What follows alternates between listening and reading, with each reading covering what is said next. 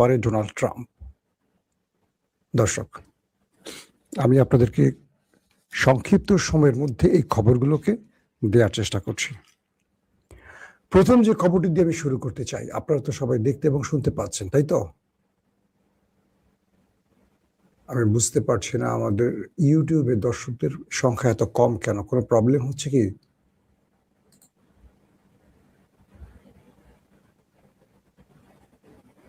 আপনারা কি শুনতে এবং দেখতে পাচ্ছেন ক্লিয়ার? আমাকে একটু কমেন্ট করবেন, কোনো প্রবলেম থাকলে আমাকে জানাবেন। দর্শক, অনেকেই প্রশ্ন করেছেন মুস্তফা খামেনি বেঁচে আছেন কিনা। জি, মুস্তফা খামেনির প্রসঙ্গটা আমি আজকের খবরে জানাবো। আমি তাহলে প্রথমে মুস্তফা খামেনির বিষয়টি দিয়ে লাইভটা শুরু করি। সমস্যা হলো যারা এখন ঢোকেনি লাইভে তারা পরবর্তী সেই প্রশ্নগুলি আবার আমাকে করবেন। তাই বলবো যারা লাইভটা দেখছেন যে অংশটুকু মিস করবেন, পুনরায় সেই অংশটুকু দেখে নেবেন। পশ্চিমা গণমাধ্যম বলছে যে আলী খামেনিকে যেদিন হত্যা করে স্ট্রাইক চালিয়ে আমেরিকা ইসরায়েল, সেদিন একই জায়গায় ছিল মুস্তফা খামেনি এবং মুস্তফা খামেনি সেই আক্রমণে ব্যাপক আহত হয়। তার মুখের বিভিন্ন অংশ, তার পা, হাত ব্যাপক ক্ষতিগ্রস্ত হয়েছে। তার মুখ এতটা ঝলসে গেছে যে তিনি কথা বলতে পারছেন না। আমি বলছি না, এগুলো পশ্চিমা গণমাধ্যমের দাবি। তার একটি পা উড়ে গেছে, তার একটি পা নেই, তিনি পঙ্গু। হাত, শরীরের বিভিন্ন অঞ্চল ব্যাপক ক্ষতিগ্রস্ত হয়েছে, তবে তিনি বেঁচে আছেন। পশ্চিমা গণমাধ্যম দাবি করছে যে মুস্তফা খামেনিকে প্রেসিডেন্ট মাসুদ পেজিশকিয়ান, যিনি নিজে একজন ডাক্তার, তার তত্ত্বাবধানে রাখা হয়েছে এবং তাকে এমন জায়গায় রাখা হয়েছে যেটা ইরানের খুব কম মানুষ জানে, এবং তিনি তার প্লাস্টিক সার্জারির জন্য অপেক্ষায় আছেন, অর্থাৎ তার চেহারা প্লাস্টিক সার্জারি করা হবে। পশ্চিমা গণমাধ্যম আরো বলছে যে এই মুহূর্তে মুস্তফা খামেনি পুতুল মাত্র, অর্থাৎ তার নামে যা কিছু হচ্ছে এটি শুধু তার ছবি বা নামটি ব্যবহার করা হচ্ছে। মূলত পুরো ইরান চালাচ্ছে কজন জেনারেল। তো বিষয়টি হলো যে একজন আমাকে লিখছেন, একটা ভালো কথা, মজা লাগছে লেখাটা, লিখছে গুপ্ত সাংবাদিক। ধন্যবাদ আপনাকে ভাই, আমাকে গুপ্ত বলবেন। কারণ কি জানেন, গুপ্ত ছিল বলেই হাসিনা পালিয়েছে দেশ ছেড়ে। 15 বছর বালুর ট্রাক যারা সরাতে পারেনি তারা হাসিনার একটা পশমও ছিঁড়তে পারে নাই। এই দেশে তারা ক্ষমতায় বসে গেছে, এস্টাবলিশমেন্ট ভারত চেয়েছে বলে। ভালো লাগছে কথাটা শুনতে। আগামীতে দেখা হবে ইনশাআল্লাহ আপনাদের সত্য আর গুপ্তের সাথে। মাইন্ড করবেন না আমার কথায়। কতটুকু পারেন গত 15 বছরে দেখেছি। একজন তো দেশই আসে নাই, আরেকজনকে জেলে ঢুকিয়ে রেখেছে, কেউ রাস্তাও নামেন নাই। এখন হাসিনা পালিয়েছে, খুব লাফালাফি বেড়েছে। লজ্জা করেন আপনাদের ভাই? হাসি মুখে বললাম, কষ্ট পেয়েছেন? বোরকা পরে ওই যে প্রেস ক্লাব থেকে মির্জা ফখরুল বোরকা পরে পালিয়েছিল, মনে আছে? গুপ্ত কারা বলেন? আমি না আপনি? ধন্যবাদ। তো একজন এসে, প্রিয় মাসুম ভাই, জাহেলদের কথা আপনি বাদ দেন, আমার আর বলা লাগলো না, দর্শকই আপনার উত্তরটা দিয়ে দিল ভাই।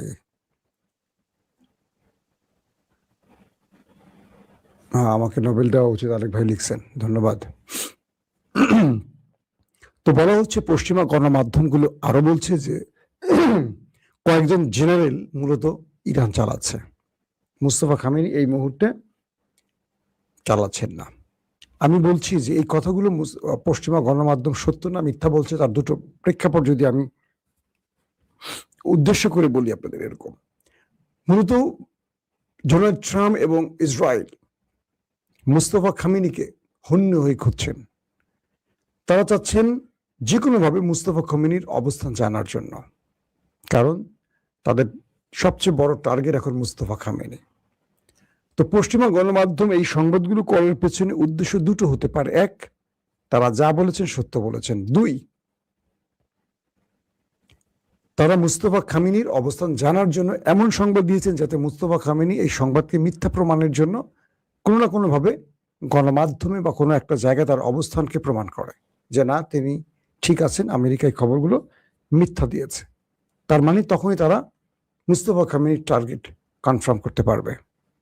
এক, আবার যদি আমেরিকা ট্রাম্প বা পশ্চিমা গণমাধ্যম এত নিখুঁতভাবে সংবাদ দিতে পারে, তার হাত উড়ে গেছে, পা উড়ে গেছে, মুখ উড়ে গেছে, ঝলসে গেছে, এটা, তাহলে পশ্চিমা গণমাধ্যম যে সোর্সে খবর পেয়েছে, ধরলাম আমেরিকা বা ইসরায়েলের ইন্টেলিজেন্স সোর্স, তাহলে তারা মুস্তফা খামেনিকে প্রাণে মারছে না কেন? আমি ধারণা করতে পারি প্রথমটা, যে তারা বলছে এটি আসলে মিথ্যা। তারা পশ্চিমা গণমাধ্যমগুলো এই খবর দিয়ে মুস্তফা খামেনিকে ক্যামেরার সামনে আনতে চায়, যাতে করে তাকে টার্গেট করতে পারে। তিনি হয়তোবা ভালো আছেন, সুস্থ আছেন, এটা আমার বিশ্বাস। দর্শক, দ্বিতীয় যে গুরুত্বপূর্ণ, সেটি চীন ইরানে থাকা তার সকল নাগরিকদের দ্রুত ইরান ছাড়তে বলেছে। 28 তারিখে যখন যুদ্ধটা শুরু হয়, তখন চীন ঠিক একইভাবে তার জনগণকে ইরান ছাড়তে বলেছিল, এবং পরপরই আমরা দেখলাম ব্যাপক অ্যাটাক শুরু হয়েছিল ইসরায়েল আমেরিকার পক্ষ থেকে ইরানের ভেতরে। আবার নতুন করে চীন ইরান থেকে তার সকল জনগণকে চলে যেতে বলেছে, দ্রুত নিরাপদ স্থানে চলে যেতে বলেছে। তার মানে হলো, ধারণা করা হচ্ছে যে কোনো সময় ইরানে আরেকটি বড় অ্যাটাক করতে যাচ্ছে সেই দেশ দুটো। এখন প্রশ্ন হলো, ইরান কি এই বিষয়ে কতটুকু প্রস্তুত? ইরানের পক্ষ থেকে বলা হয়েছে তারা শত্রুকে মোকাবেলার জন্য সর্বোচ্চ প্রস্তুত আছে। পূর্বে যেভাবে শত্রুকে পরাজিত করেছে, এবার তারা পরাজিত করবে। আমেরিকা এই যুদ্ধবিরতির কদিনে নিজেকে প্রস্তুত করেছে, বিষয়টি এরকম নয়, ইরানও নিজেকে প্রস্তুত করেছে। এবং বলা হচ্ছে যে ইরানের ভেতরে এই মুহূর্তে তারা মুখিয়ে আছে ওই দেশ দুটোকে একটা বড় শিক্ষা দেওয়ার জন্য। যেমন ধরেন, আমেরিকা ইরানে যে আক্রমণ করবে, তার আরেকটি সিমটম পাওয়া গেছে। আমেরিকা এই মুহূর্তে ইরানকে অ্যাটাকের জন্য তার অনেকগুলো রণতরীকে এই অঞ্চলে নিয়ে এসছে, এবং এই রণতরীর ভেতরে আকাশ প্রতিরক্ষা সিস্টেম বসানো হয়েছে। বলা হচ্ছে আমেরিকার 3টি রণতরী এই যুদ্ধের জন্য প্রস্তুতি নিয়ে এসছে। এর মধ্যে একটি অ্যারাবিয়ান সিতে অবস্থান করছে, এবং অ্যারাবিয়ান সি থেকে এই যুদ্ধ পরিচালনা করবে সেই রণতরীটি। দ্বিতীয় রণতরীটি আছে রেড সিতে, এবং সেখান থেকে ইরানের বিরুদ্ধে লড়বে, বা সেই রণতরী থেকে কন্ট্রোল করা হবে যুদ্ধ বিমান, ড্রোন সহ যেই বিশাল বাহিনীটা আছে, সেখান থেকে তারা ইরানের সাথে যুদ্ধ করবে। 3 নম্বর গ্রুপটি আছে ইসরায়েল নিকটবর্তী একটি অঞ্চলে, অর্থাৎ এখান থেকে একদিকে ইসরায়েলকে নিরাপত্তা দেওয়ার চেষ্টা করবে, আর এখানে কিন্তু আকাশ প্রতিরক্ষাটা বসানো হয়েছে। ইসরায়েল অঞ্চলে যে রণতরীটি আছে, মার্কিন রণতরী, এটার মধ্যে কিন্তু আকাশ প্রতিরক্ষা সিস্টেম বসানো হয়েছে, এবং এখান থেকে একদিকে ইসরায়েলকে রক্ষা করার চেষ্টা করবে, অন্যদিকে ইরানের বিরুদ্ধে লড়াই করবে। তো সবকিছু মিলে এইটুকু বোঝা যাচ্ছে আমেরিকা ইরানের বিরুদ্ধে একটা বড় যুদ্ধের প্রস্তুতি নিচ্ছে। দর্শক, আমার ভিডিও কি আটকে গেছে? আমি দেখতে পাচ্ছি আটকে গেছি আমি। এখন কি হবে বলেন? এই জাতি তো আটকে গেছে।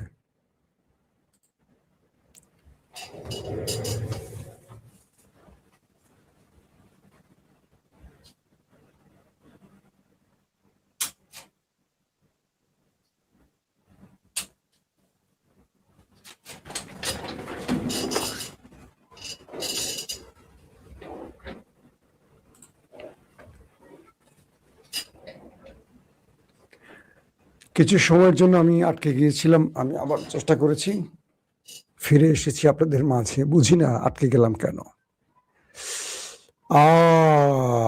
ধন্যবাদ। আমি কমেন্ট দেখতেছি আর হাসতেছি। তো শেষের দিকে গুপ্ত ভাইদের জন্য এক লাইন কথা বলবো, আপনারা ওয়েট করেন। হ্যাঁ সবাই। তো এখন বিষয়টি হলো যে ইরানকে অ্যাটাকের জন্য আমেরিকার অ্যাটাকিং হেলিকপ্টার, বিভিন্ন যুদ্ধ বিমান ইতিমধ্যে আরবে প্রবেশ করছে। বলা হচ্ছে সৌদি আরবে বেশ কিছু মার্কিন যুদ্ধ বিমানের আনাগোনা দেখা গেছে, এবং রিফুয়েলিং ট্যাঙ্কার বিমানেরও দেখা মিলেছে। বলা হচ্ছে যে এই যুদ্ধে আবারও আরবদের ব্যবহার করবে আমেরিকা, সেইভাবেই উড়ে আসছে একটার পর একটা যুদ্ধ বিমান আরবের বিভিন্ন দেশে, এবং সরাসরি বলা হয়েছে যে ইরান যদি এবার আক্রান্ত হয়, ইরান নিজেই বলে দিয়েছে যে তারা আরবকে এবার শক্ত জবাব দেবে, কারণ আরবরা যদি আমেরিকাকে ইরানে আক্রমণে তার ভূমি বা আকাশ ব্যবহারের সুযোগ দেয়, এটার জন্য কঠিন শিক্ষা পাবে এবার আরবরা। পূর্বে যা হয়েছে ইরান, তার চেয়ে ম্যাসিভ আকারে এবার আরবদের শিক্ষা দেবে, এবং সেই বিষয়টিও ইরানের পক্ষ থেকে ঘোষণা দেওয়া হয়েছে। ইরানের সরকারি টেলিভিশন বলেছে যে খুব শীঘ্রই ইরানের যে সরকারি টেলিভিশন, তারা খবর দিয়েছে আজকে যে কোনো সময় ইরানে বড় রকম আক্রমণ হতে যাচ্ছে। তার মানে আমি যে ইঙ্গিতটা দিচ্ছি সেই ইঙ্গিতের দিকেই যাচ্ছে শেষ পর্যন্ত সবকিছু। তার মানে যে কোনো সময় আপনারা শুনবেন ইরানে আক্রমণ শুরু হয়ে গেছে।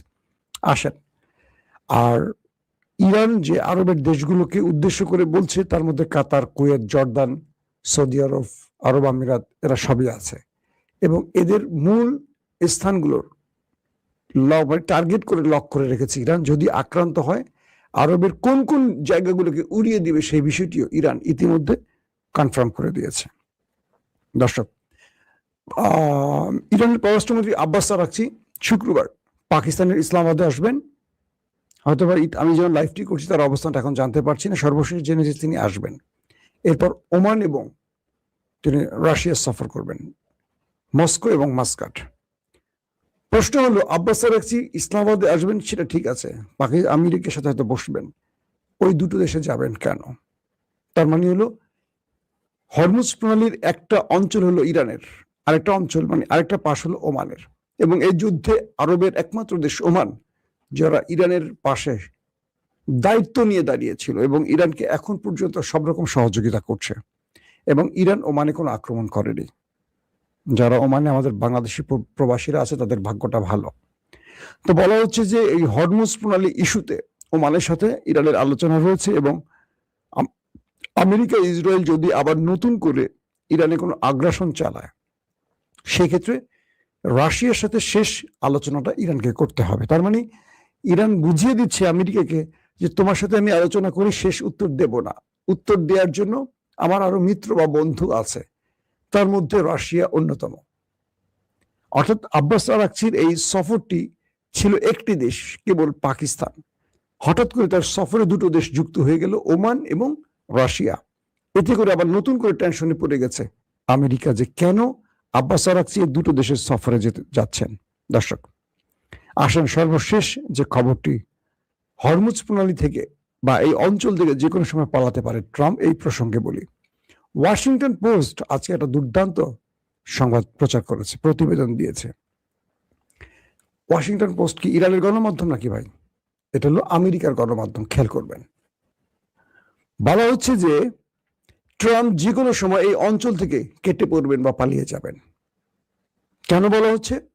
ট্রাম্প বলেছেন যে আমি এসেছিলাম এখানকার মানুষকে উদ্ধার করতে, পশ্চিমাদের, ইউরোপকে, ন্যাটোকে উদ্ধার করতে, কারণ ইরান পারমাণবিক বানালে তারা হুমকিতে পড়ে যেত। কিন্তু আমি দুঃখ পেলাম, আমি যখন ইরানকে অ্যাটাক করলাম, ন্যাটো আসলো না, ইউরোপ আসলো না, গালফ কান্ট্রি আমার পাশে দাঁড়ালো না, আমি একা ইরানের মার খেয়ে আমার লঙ্গিটুকি খুলে গেল। এখন আমি সিজ ফায়ার করে কোন রকম জায়গা পরে দাঁড়িয়ে আছি। কথা বলছেন? ট্রাম্পের কথাটা মজা লাগছে, কিছুটা আমি আমার মতো করে একটু হাস্যরস যোগ করলাম আর কি। বলছে আমি যে কোনো সময় এই অঞ্চল ছেড়ে চলে যাব, এরপরে তোমরা তোমাদের মতো করে ইরানের সাথে বোঝাপড়া করে নাও। ইরান তোমাদের থেকে টোল নিলে কি আমার কি হবে? ইরান তোমাদের সকাল বিকাল গুলি করলে আমার কি হবে? আমি এই বিষয়ের আগেও নাই পরেও নাই, যে কোনো সময় আমি এই অঞ্চল ছেড়ে চলে যাব, মানে আর যুদ্ধ করবো না, কিচ্ছু না। ইরানের সাথে এই বিষয়ে আর কোনো আলোচনাই আমার দরকার নাই। আমি আমার টিম গুছাই টুছে আমি চলে যাবো আমেরিকার দিকে, বাকিরা তোমরা বুঝে নিও ইরানের সাথে। ইউরোপ বলছে, মিস্টার ট্রাম্প, কে তোমাকে বলছিল যুদ্ধ করতে, আর কে তোমাকে আমাদেরকে সতর্ক করতে বলছে যে ইরান, তুমি চলে গেলে ইরান আমাদের গলা টিপে ধরবে? তুমি যুদ্ধ ছড়িয়ে এই অঞ্চলে উত্তপ্ত করছো, পৃথিবীর পুরো বাজার অস্থির করে ফেলছো, গ্যাস, তেল, সবকিছু, শেয়ার বাজার, স্বর্ণের দাম সব ধপাস ধপাস করে পড়ে যাচ্ছে। পুরো ইউরোপ তেল গ্যাস সংকটে আছে। ইউরোপ কি অন্যায় করেছে? যুদ্ধটা তুমি শুরু করছো, আবার তুমি বলতেছো যে তুমি চলে যাবা, গেলেই হবে সেই হবে। না, তুমি চলে যাও, ইরানের সাথে আমরা বোঝাপড়া করে নেব। তো এই ওয়াশিংটন পোস্টের এই প্রতিবেদনের অর্থ এটা বোঝা যাচ্ছে যে মিস্টার ট্রাম্প যে কোনো সময় আনঅফিসিয়ালি বলবে আমি আর যুদ্ধ করবো না, আমি চলে গেলাম, শেষ। তিনি লেজ টেস গুটিয়ে চলে যাবে, এইটা মোটামুটি ইঙ্গিত পাওয়া গেছে। একদিকে মধ্যপ্রাচ্যে যুদ্ধ বিমান জড়ো করছেন, রণতরী হাজির করছেন, সোলজার বাড়াচ্ছেন, আবার তিনি বলছেন যে কোনো সময় তুমি পালিয়ে যাবেন। আসলে ব্যক্তিটা কি বলছে, সত্যটা কি? একটা দেশের প্রেসিডেন্ট, তাও কি পৃথিবীর সবচেয়ে পাওয়ারফুল দেশের প্রেসিডেন্ট, উনি আসলে বলেন কি আর করেন কি ঠিক বুঝতে পারছি না। দুটো বিষয়, একদিকে তার যুদ্ধের আভাস মিলছে, চীন তার জনগণকে সরিয়ে নিচ্ছে, অন্যদিকে তিনি বলছেন যে কোনো সময় আমি চলে যাব, আমি আর কারো পরোয়া করি না, আমি এসেছিলাম সবার মঙ্গলের জন্য ইরানকে সাইজ করে, কেউ আমার পাশে দাঁড়ালো না, এখন ইরান এসে তারা বুঝে নেক, ইরান কি করবে না করবে সেটা ইরানের ব্যাপার, আমি চলে যাব। এই যদি হয় অবস্থা, তাহলে আমরা এটুকু বুঝতে পারছি যে ইরানের কাছে আমেরিকা আসলে ধোলাইটা ভালো খেয়েছে। তাই ট্রাম্প যত বড় হুমকি দিচ্ছেন, ভিতরে তত বেশি ভয় পাচ্ছে ইরানকে, এটা মোটামুটি নিশ্চিত। তবে ট্রাম্পকে আবারও যুদ্ধে নামাবার জন্য সর্বোচ্চ চেষ্টা করছে নেতানিয়াহু। কাল রাতেও তিনি ট্রাই করেছেন, পারমিশন পাননি।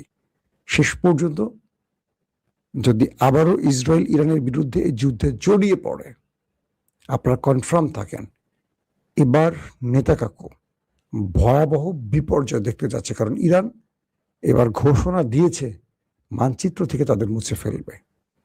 সো তারা হয়তো থার্ড টেম্পল তৈরি করবে, তারা হয়তো তাদের মাসি দাজ্জালকে আনার জন্য কাজগুলো করছে, কিন্তু কোরআনের ভাষা বলছে কারা পরাজিত হবে সেটা আপনারা জানেন।